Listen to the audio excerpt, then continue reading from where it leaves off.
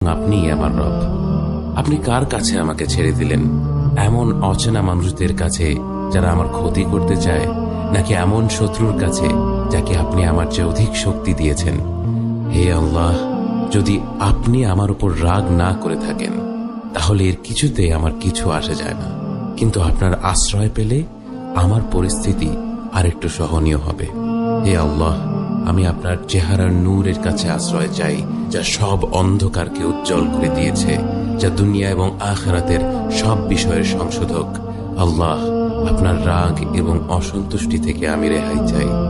আল্লাহ, এ সব কাজই শুধু আপনাকে খুশি করার জন্য করা, এবং আপনি ছাড়া কোনো শক্তি নেই, কোনো ক্ষমতা নেই।